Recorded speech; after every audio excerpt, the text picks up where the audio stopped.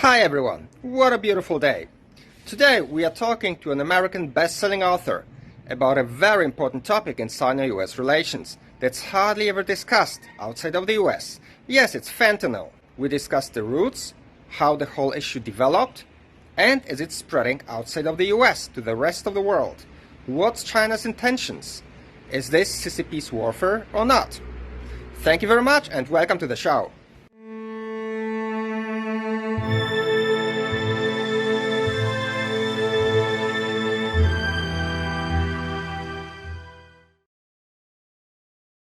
Hi everyone, today we have a new guest on our show. It's the best-selling author Ben Westhoff, and we are going to talk about the huge problem the US has with regard to China, fentanyl. Ben, welcome to the show. Thank you very much for having me. I'm glad to be here. Could you please tell us a few words about yourself and your book?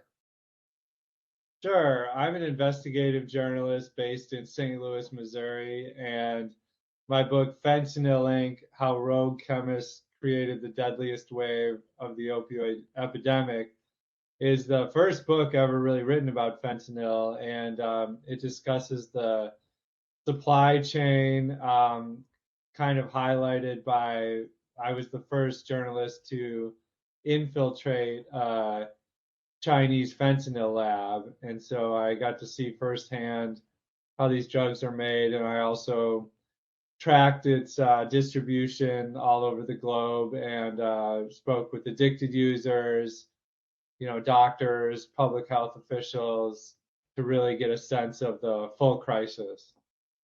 Yeah, I have to say I loved the book. It's really fantastic. I was very impressed, and there is a lot of great characters. I was actually surprised that there will be so many actually geniuses involved in creation of the drugs and in the whole industry. And it's really global. You describe it in many different places. I'm really impressed. It's a fantastic book. So I would like to ask you, the first thing I would like to know is, you mentioned it, and that's in your description, you're saying that you advise top government officials on the crisis and also the US Embassy in Beijing. Could you please tell us a little bit about that?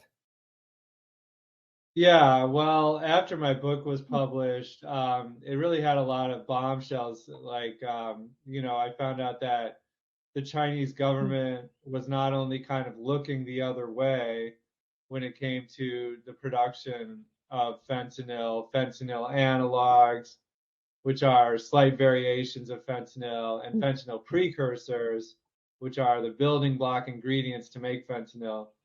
But the Chinese government was also sort of encouraging this industry through tax breaks, through research and development grants, through awards. Some of the biggest companies that were making these fentanyl products received all of these tax breaks and incentives. And so when my book came out, I was invited to speak on Capitol Hill in Washington, D.C., and to testify about, China's role in all this. And I spoke with people from Congress, committee members from the House and Senate, and the U.S. Embassy in Beijing also, with Terry Barnstein, the former Iowa governor, I believe, was the ambassador at the time. Okay, and what exactly did you like? How was the cooperation with the U.S. Embassy in Beijing? Like, what did they ask you for your take on that, for your support? Like, why were they interested? Were they trying to, to make pressure on the Chinese side? Yeah, I'm not sure I know exactly what their motivations were, but they wanted to know the kind of full scope of the problem. And it's been a very touchy subject in U.S.-China relations in recent years. When Trump was really coming down on the exports and made fentanyl a centerpiece of the negotiations, and he threatened more tariffs if China didn't work hard to stop the export of fentanyl products. And since then, the problem has gotten, the conflicts between the U.S. and China have gotten even worse. And when COVID happened, Trump referred to it as the Kung flu, the China virus. Yes. And then Nancy Pelosi visited Taiwan, of course, as you know, last year. And so since then, China has announced that they're really not going to, has basically let it be known that they're not going to cooperate on fentanyl, prosecuting fentanyl crimes with the U.S. anymore. Maybe a few words. Could you tell us what opioids really are? Because I'm not sure everyone is familiar with this term. Opioids refers to any drug or chemical that interacts with the opioid receptors in the central nervous system. So, you've also heard the term opiates, and that refers to plant-based drugs that come from the opium poppy. So like morphine and opium and heroin, those all come from the actual plant. And then opioids are synthetically derived opiates, so they're made in a lab. And so fentanyl is the most common example of that. And fentanyl is much cheaper to make than heroin. It's much more potent. It's like 50 times stronger than heroin, 100 times stronger than morphine. But really, it affects the body the same way by attaching to these opioid receptors. So if you're addicted, any opioid or opiate will satisfy your addiction. I would like to start with one person that you describe in the book. It's Paul Jansson, the genius, the pharmaceutical genius. And also, it's interesting, his involvement and reception in China. Could you talk a little bit about him? Because maybe that's just the beginning of this connection, maybe between opioids in China and him going to China, opening a company and helping the government with the terracotta army. Yeah, it's a very interesting story. Yes. Paul Jansson was a Belgian chemist who invented fentanyl in 1959, and he was looking for a drug that worked better in surgery and for hospital uses. Morphine was the reigning pain reliever, but fentanyl came on faster and it went away faster. So like someone didn't have to be on the operating table for so long, and it caused less nausea, and it became one of the best-selling drugs of all time for legitimate uses, and it still is. Some people don't realize, when you get a colonoscopy as a man, they give you fentanyl. When you get an epidural, when you're giving birth as a woman, they give you fentanyl. But then it was only fairly recently that it jumped into the recreational realm. And Paul Jansson died a long time ago, like almost 20 years ago, and never saw fentanyl become an illicit drug of abuse.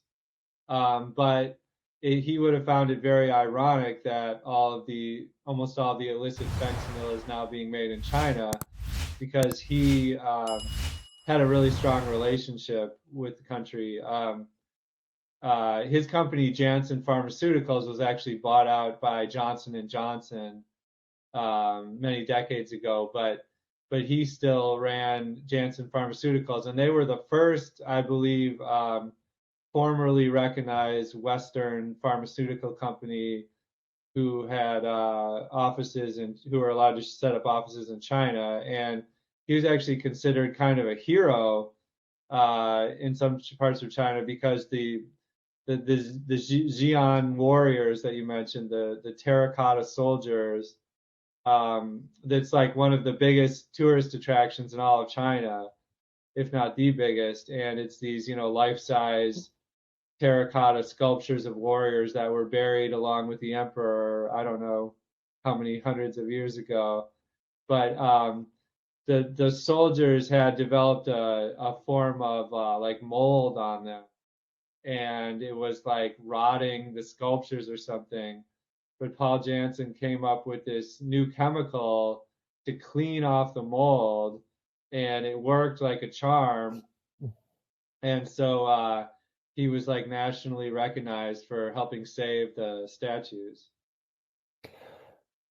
Yes, so that's really very interesting, the description of him. It's really a fantastic part of the book. Now, maybe we could talk about Alexander Sasha Shulgin. You're saying in the book that in 1997, that's the first mention of China White, a drug in fentanyl-related drug, and there is this mention of possible production of super potent fentanyl analogs in China. So Yeah, that is the well, first time China was associated with fentanyl internationally, yes? yeah, definitely. Well, Sasha Shulgin, if your readers don't know, he was kind of the first psychonaut. He was the first guy who invented new drugs and tested them on himself, psychedelic drugs in particular. And he used to work for Dow Chemical, and he developed this spray to kill snails and bugs. And so he made a lot of money for the company, and they kind of let him do whatever he wanted. So he started experimenting with psychedelics like mescaline, and he took the chemical structures and he started tweaking the structure just a little bit and invented all these new drugs. Dow Chemical let him go because they didn't want him doing this work on their time. But he worked on it in his own lab on his property in the East Bay in California, and came up with over 100 new drugs. And to test them, he would like take a little tiny bit and see if anything happened. Then he took some more, see if anything happened, and with his wife Anne, recorded all their observations and then published some books, PCAL, and they're basically like cookbooks that explain how to make all these chemicals. But in terms of fentanyl, he started hearing these rumors and about China White, being produced in China. China White used to refer to heroin and was considered like really top quality heroin. I don't know if it always came from China necessarily, but it came from Southeast Asia, East Asia, and but then once fentanyl started to be illicit, this is long before it was illegal, but it was made in labs in the U.S. and other places, and they started selling it as China White, and you could carry around full bagfuls of it, and it would have been completely legal at that time. But it was actually fentanyl, and he writes in one of his books about hearing the production that it was made in China at the time, and it was kind of a conspiracy theory, I think, at the time. But a lot of the illicit fentanyl actually at first came from places like Russia and like the former Soviet bloc countries. I heard that they used to actually have fentanyl in their little kits, the soldiers.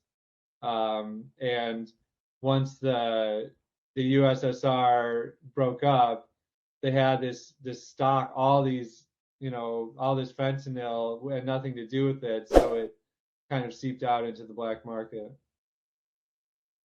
Okay, so to continue this China motive, you're talking also about the Yuan Chan company, a huge producer and seller of fentanyl. Could you talk a little bit about this one? That's a really interesting example. Well, when I went to China undercover, I went to see a company in Wuhan that's called Yuan Chan, and from my research, I determined that they sold more fentanyl precursors than any other company in the world. And so, just as a reminder, a precursor is the main ingredient you need to make fentanyl. So, nowadays, that's the main product out of China. The fentanyl analogs and fentanyl are banned in China, so the companies don't make them, but the precursors are still legal. And so they send them to the Mexican cartels, and the cartels finish it to regular finished fentanyl, which is a very easy process. But they buy all the precursors from China, and specifically this company Yuan Chan was making more than anyone else. So I wanted to meet the CEO of the company, um, and it was very easy to go there. They published their address on the internet.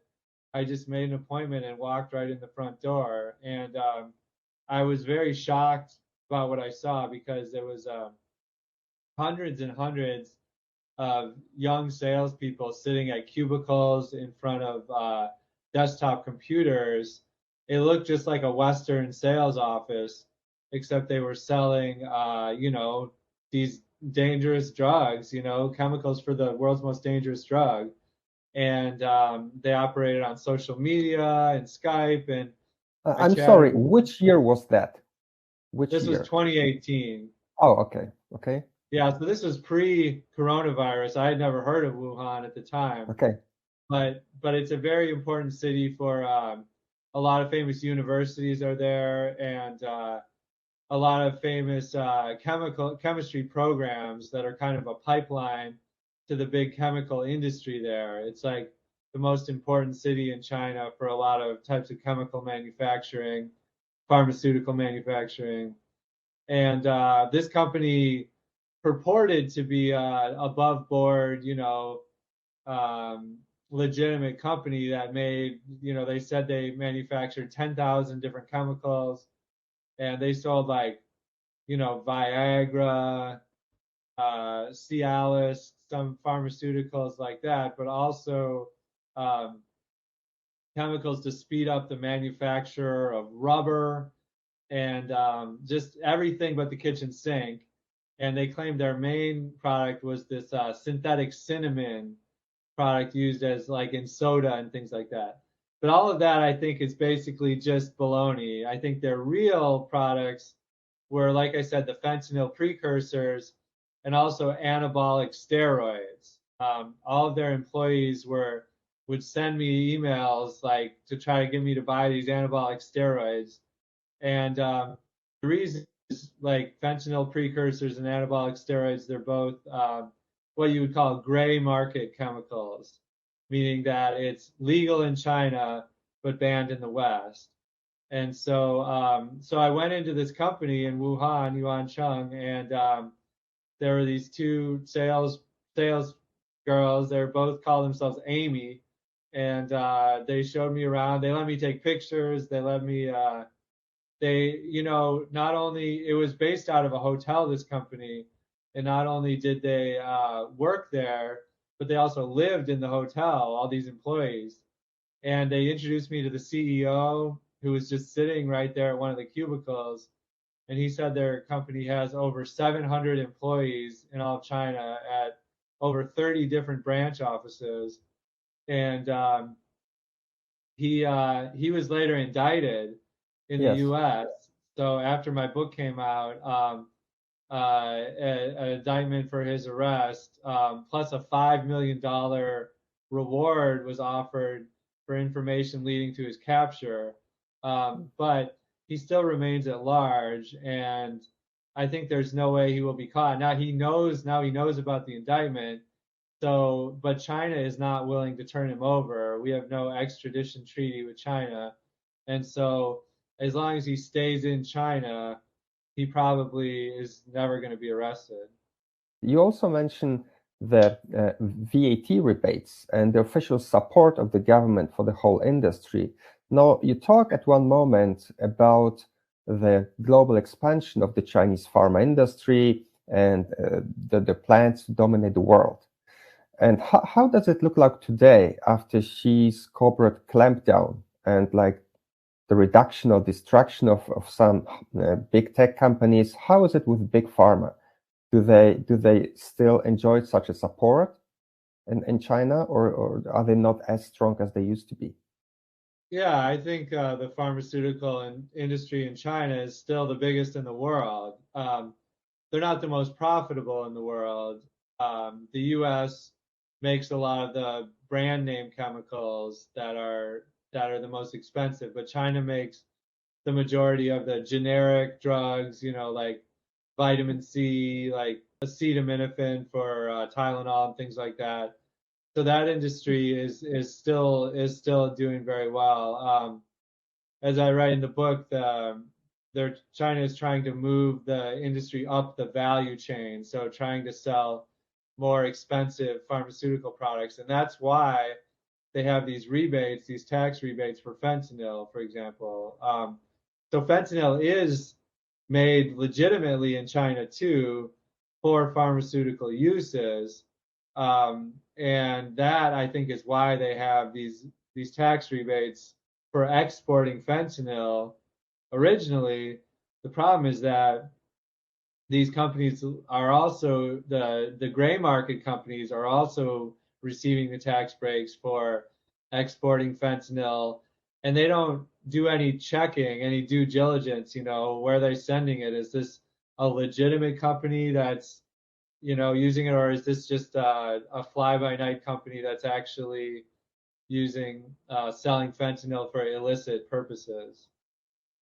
It's actually a geopolitical global issue now because 70,000 Americans died as a result of its usage last year.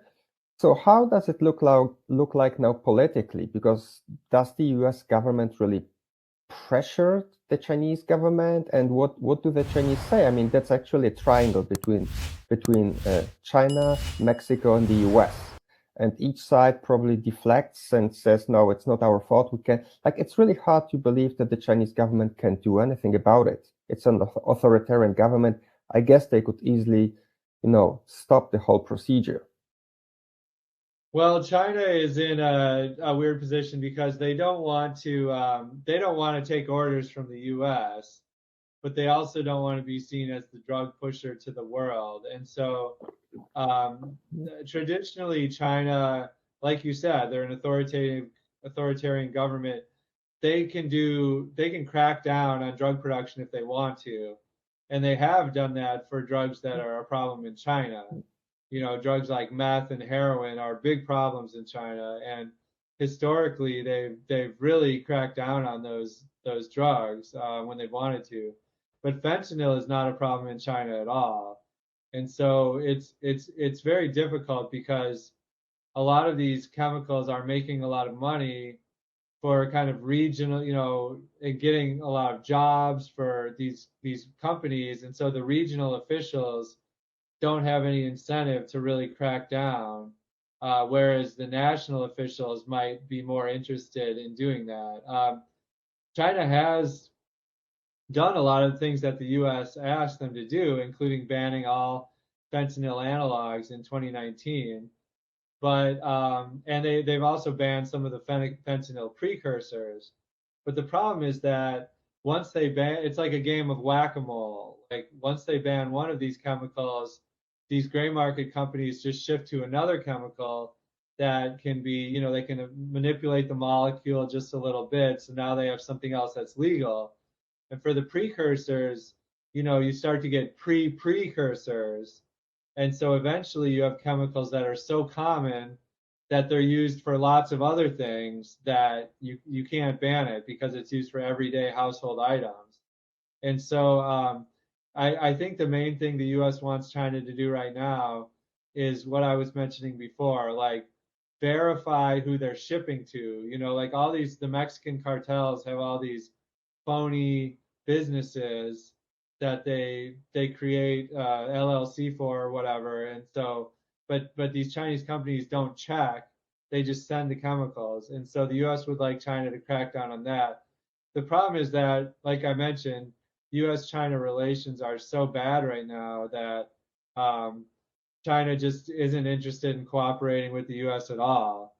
And then you also mentioned Mexico. Obviously, almost all of the hard drugs that are consumed in the United States come directly from Mexico, and but U.S.-Mexico relations are very bad now too in that realm. And the Mexican president recently said that he doesn't believe most of these drugs are actually coming from Mexico, which is not true. But both China and Mexico have said that it's the U.S. that has the drug problem. We need to control our demand, and there's certainly something to be said for that argument. Okay, but the whole issue is often framed and portrayed as a China's chemical warfare, like destroying American lives. What's your perception? Is it really that is it bad will and Beijing trying to, let's say, kill Americans, or is it just a side issue for them? Is there really like Well, this yeah. official ideology to kill Americans, to destroy the society? Because that's what it is in the end. Well, yeah, like a lot of people call this reverse opium war, which, Yes. if the Chinese fought two wars against England, basically, who were exporting all sorts of opium into China through the Indian, what is it called? The Indian uh, Oh yeah. Merchant Association or whatever it was Yes. called when India was an English colony.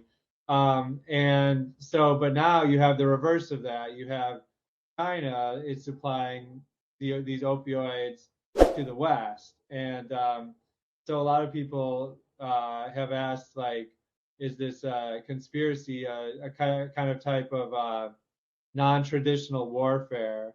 And there is this white paper, U.S. Army white paper that's floating around the internet that quotes this Chinese military official, Yes. something like Yes. listing this as one type of non-traditional warfare, drugs warfare. Um, but I really think that it all kind of comes out of, like, trying to make money, and that's where all these, like, tax incentives and things come from. I don't believe that at least the original intention was to try to kill Americans. I believe it was just to try to make more money in the pharmaceutical industry, and so a lot of these they're just giving these tax breaks, these incentives to any chemicals they think can make money. But that was before, now they should have been now realized that these chemicals were causing such a big problem in the U.S.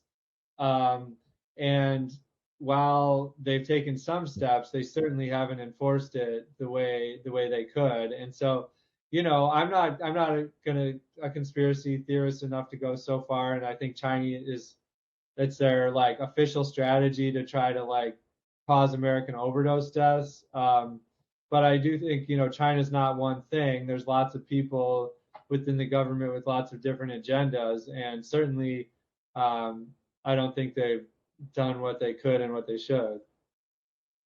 Okay, so my last question would be, I think you mentioned it in your book that the problem might be spreading now also to Europe. Are there any signs of the whole issue expanding to other continents or countries? Yeah, until now, fentanyl has really only been a problem in the U.S. and Canada, and also the northern European country of Estonia. And that's mostly because we had the big overprescription of opioid pills like OxyContin in the US and Canada, which created a new market for millions of new opioid users, and there wasn't enough heroin to fill that void. So fentanyl kind of filled the void. But we have started seeing it in Europe, places like Sweden, England. We have started seeing it in places like Australia. Um, have you heard about any in Taiwan at all? No, no. Okay, that's good. That's good news. Yeah. So unfortunately, I think it's just a matter of time before it gets all over the world, because there's such a strong profit incentive from traffickers and dealers, because it's so much cheaper than heroin. And eventually, now you have in places like Vancouver, British Columbia, Canada, San Francisco, California, people aren't even asking for heroin anymore. It's all fentanyl that's being sold on the street. And I think, like, people prefer heroin But once you try fentanyl, people, addicted users say there's no going back because it's so much stronger. Okay, but I think there's kind of two aspects to it, because you said there might be not an intention of the CCP to harm or kill, let's say, Westerners or especially Americans, but still, they probably could easily curb it, and they probably could easily stop it. That's another issue, and they're obviously not willing to do that. Yeah, I mean it's complicated. I mean there are these gray market companies who are really willing to do what the government says. So yeah, you're right. They could do a lot more. They need to enforce the laws there are also. They have like the equivalent of the FDA, the Food and Drug Administration, but it's extremely understaffed. There's not much enforcement.